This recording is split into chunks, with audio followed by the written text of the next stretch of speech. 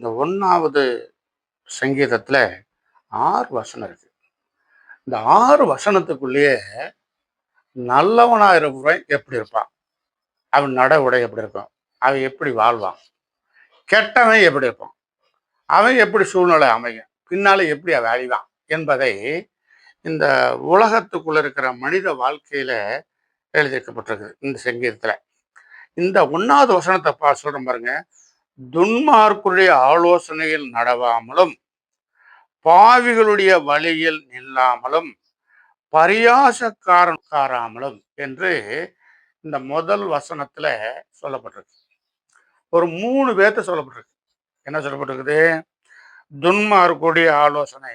துன்மார்க்கர்ன்ற மனுஷன்ல ஒருத்தர் இருக்கான். அவன் துடிந்து எந்த பாவத்தையும் செய்வான்.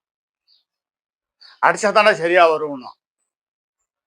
அப்ப அது துணிகரமான ஒரு முரட்டாட்டமான அந்த மனுஷனுடைய ஆலோசனையை கேட்டீங்கன்னா, அந்த ஆலோசனை என்ன வரும்?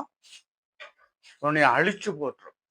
உன்னைய துன்மார்க்கனாக மாற்றிவிடும். அடுத்து சொல்லப்பட்டிருக்குது, பாவிகளுடைய வழியில் நில்லாமலும். பாவின்னு சொல்லப்பட்டிருக்கு.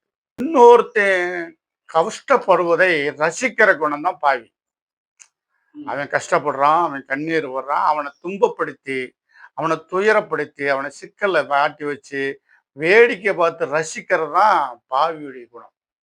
பாவமான செயலை செய்வது, அடுத்தவனுக்கு கெடுதலை செய்வது, கூட இருந்தே குழி பறிப்பது, அவன் அழுகும்போது அல்லது துக்கப்படும் போது, அவன் கஷ்டப்படும் போது அதை கண்டு ரசிக்கிறது. இது பேர் தான் பாவியுடைய குணம். அவங்களோட சேர்ந்தாலோ அவங்களுடைய ஆலோசனையை கேட்டாலோ நிச்சயமா நம்மளையும் பாவியா மாற்றிடுவாங்க. அடுத்தவரும் சொல்லப்பட்டிருக்குது, பரியாசக்காரன் உட்காராம இடத்தில் உட்காராமலும். இவன் கேலி பண்றவன், சம்பந்தம் இல்லாம கேலி பண்ணுவான். என்ன ஒரு மாதிரியா இருக்கிற, கொஞ்ச நேரம் ஒரு டைப்பா தெரியுது, என்ன தரணும், என்ன விசேஷம் அப்படின்னு தேவையில்லாத ஒன்ன சொல்லி நம்மளை கேலி பண்ணி அல்லது பக்கத்துல இடத்த மூட்டி விட்டு வேடிக்கை பார்க்கறது அவனுடைய வேலை. அப்ப துன்மார்க்குடைய ஆலோசனை நடவாமலும் பாவிகள் இடத்தில் நில்லாமலும் பரியாசக்காரன் உட்காரும் இடத்தில் உட்காராமலும்.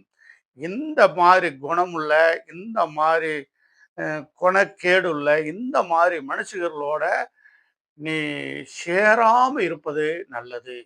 அவங்களுடைய வழியில அவங்களை என்னான்னு கூட கேட்கக்கூடாது, ஏன்னு கூட பேசக்கூடாது. இப்படி இருக்கிறது நல்லது.